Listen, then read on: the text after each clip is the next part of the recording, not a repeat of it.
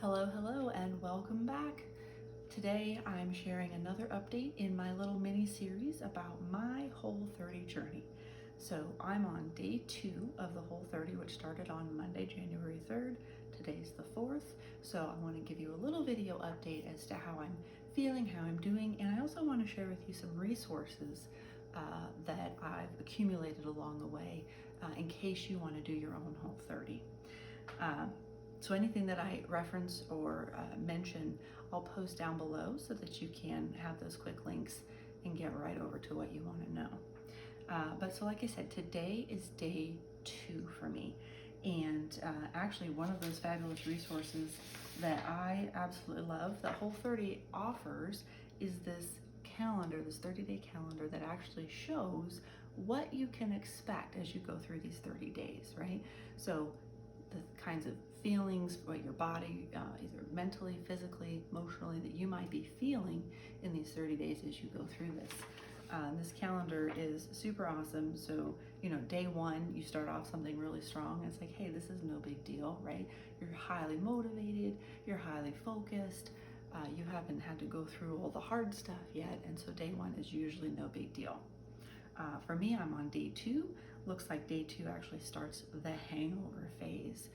The hangover phase where your body kind of starts to realize it's purging out some of the stuff, or maybe it's missing something you haven't had in the last 24 to 48 hours. So you kind of start to feel a little bit crappy. And one of the quotes that I love in an article that they have on their calendar is that the amount that this phase sucks is related to the amount of junk that you were consuming beforehand. So generally my diet has become pretty clean. I still have a sweet tooth, I still eat processed foods regularly, but I'm also used to eating a little bit cleaner and going through the different phases of clean eating. But November and December, there was a lot of crap consumed. So tomorrow, we'll see. It probably won't be quite as nice as it was today. I'll keep you posted for sure. But one of the things that has actually made this week already super easy is that I did my meal prepping. I did planning, planned out all my recipes, did my grocery shopping, and then I did some meal prep on Sunday. So there was a couple of videos about that. I think my first video I posted to YouTube, and then I did a little time lapse on Instagram so you could see me prepping my food. But basically I did a big batch of food that I could use for both my daughter and I to have for lunch for this week. So it's all in containers in the fridge. In the morning I just grab and go. I don't have to think about it, I don't have to prepare anything. It's made it super easy. Let's see. Oh, another thing that I've been doing is, so the diet, the food situation of the next 30 days is changing, right? It's going to be different. So I'm trying to keep the same many of the other things in our day-to-day life. So I have a morning routine that I get up and do. It includes a breathing exercise, about 5 minutes or so of stretching, 5 minutes or so on the treadmill, just to get my body moving, connecting. And so I've maintained doing that. I have, however, added to that an intention. So the last couple of days I've added an intention for the day. Yesterday, today, it's just really been to be able to focus on, being mindful as I'm working through, the food and whether or not I'm hungry and whether or not I need to eat something. And so that's been super helpful because it helps me once again connects to being a part of the Whole30. It connects to my why, right? Why I'm doing this to clean and detox and help reduce inflammation and bloating. So I'm trying to keep that the same. I've been doing that for a couple months now, and so keeping the routine similar has been super helpful.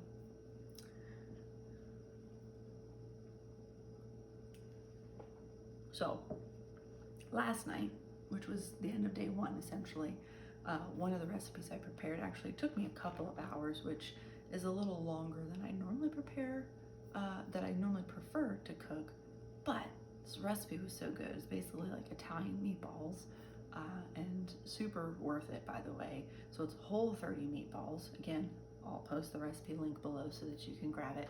I can't remember the name of the author at this point, but super tasty and well worth the effort. And also, I did the big cooking effort last night. Didn't have to cook tonight, just reheated it. Won't have to cook tomorrow, I'll just reheat it. So I got a few more meals out of it than I think I originally planned. So even though there was a big effort in cooking, not so much effort for the next couple days. So it's kind of a nice break. Also, because the flavors of that meal were so amazing, it's also going to keep, when you find those recipes that help to inspire your taste buds and everything, it just makes it so much easier. It was just like another like fish and veggie type meal, right? Okay, so that's pretty much how I'm doing through day 2. Nothing massively interesting, I'm doing fine. I had a little bit of a snacky, feeling a little bit snacky where I just get a little bored, want to eat some snacks. So connecting there, and then, just doing all my normal activities. But I do want to share some other resources in case you are interested in doing a Whole30. So I mentioned the calendar, so that you can find on the Whole30 website. Again, Whole30 website has really everything that you need to do a successful Whole30. This is another one that I like, this little cheat sheet on additives that are acceptable during a Whole30. So what's off limits, you've got your carrageenan, cornstarch, soy lecithin, and sulfites, which include sulfur dioxide, sodium bisulfite, and potassium metabisulfite. So those are all preservatives that are actually off limits during the Whole30. So if you're getting a packaged food, canned or bottled item, you've got to flip it over and look at the food labels so that you can see if any of that stuff's in there. But there are lots of other things that they put in food that are actually Whole30 acceptable. So they're preservatives, but they're not like overly chemically gross, right? So natural flavors, things that you can't necessarily extract without over processing. Salt's okay. You can read the whole list. It's a lengthy one, so I won't get into it all. But also reading, I think this might have been the first book that Melissa put out. It Starts with Food. This book was immensely helpful in me understanding what food does to my body, right? It's not just me eating calories in and me being able to do something calories out. It's, the way that the food interacts in the body, the responses that the body has to what you're eating, such as inflammation, such as bloating, how it happens in there and what foods actually cause it versus what foods don't. Also, it's still an experiment, right? So even though there's a general blanket to say these foods are going to cause these things in your body, there are some foods not listed that may still cause something in your body, right? You can have sweet potatoes, right? But let's say that maybe for some reason there's something in your body that reacts to sweet potatoes. So you still have to do your own experimenting to see what actually works for you. But you're stripping out a lot of the stuff that might typically cause an inflammation or cause your body to be so keyed up that you don't even notice all the other stuff that's happening. So we're bringing it back down to a normal base state so that you can start to identify what's happening. So anyway, this book, It Starts with Food, is immensely helpful for me with that. Also, this cookbook that they put out, the Whole30, is the 30-day guide to total health and food freedom. This, I'd consider it's kind of like a starter cookbook to go with your Whole30.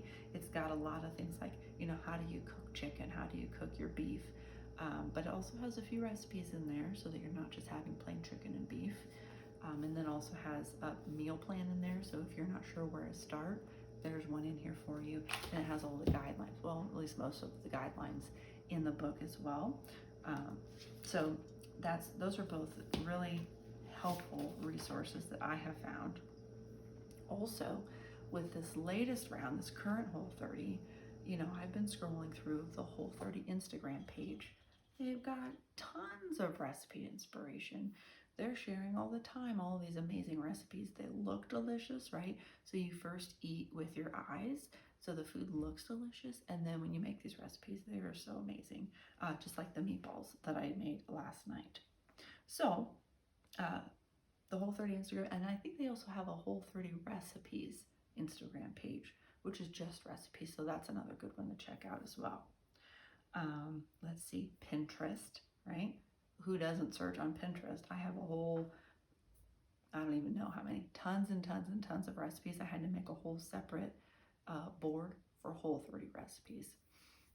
So anytime I find something that's Whole30 compliant, that looks good, it could be fun to try, I'll pin it, I'll save it, so that when I do a Whole30, my library is nice and full, ready to go. I think I'll post down below my UPLIFT Pinterest page too, because I've also started a Whole30. So the recipes that I borrow and get inspired from, I've pinned those there, and you can try them. So another little quick place to find them. Meal planning, I think I mentioned already, meal planning is a huge help in making sure that you're successful in your Whole30. That way, you know, so it does take a little bit of planning, because you can't just go through the drive-thru. You can't just roll up somewhere and grab something. You know, it takes a little bit of planning to have whole foods, non-processed, non-chemicalized foods. So a little bit of planning. I use a little calendar, basically says what's my breakfast, what's my lunch, what's my dinner. Plan it all out, determine when I'm going to cook, match it up with my schedule, make sure that I'm available to cook that night, that I don't have other plans or something. But if you are new to meal planning, or maybe you just don't want to take the time to do meal planning, I'll put a link below to the meal plan that I have this week, so you can see the recipes that I have set up and I'm ready to roll with for this first week. Meal prep items. So the grocery store now, and they didn't used to do this, but it's kind of a new thing. The grocery store now has fresh, pre-prepped foods. Cut up sweet potatoes, cut up Brussels sprouts, all the things that you could probably need to cut up that are usually a pain in the butt, right? Sweet potatoes, they're hard to cut sometimes. Sometimes squash is hard to cut. So you can buy a lot of these already pre-cut. It makes your food prep so much quicker. So if you can find those items, great. If you prefer to use the whole actual food, great. You know, but you can kind of tailor the prep to what you have the time to do. You can also, don't forget about the spices and seasonings and these brands that are available now. So Primal Palette is a big one. Primal Kitchen is another big one.